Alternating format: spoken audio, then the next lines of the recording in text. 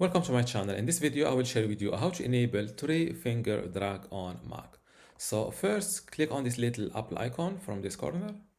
Select System Settings. Then look for Accessibility. This is it. And scroll down to Pointer Control. This is it.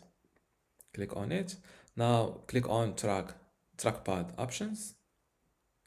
And next to use trackpad for dragging, enable this option.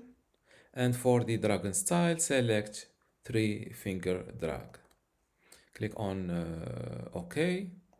And now the three-finger drag is enabled. Now let's give it a test.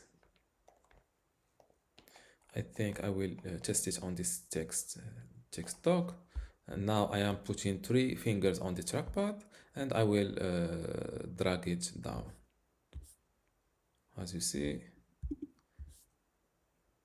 I think it works.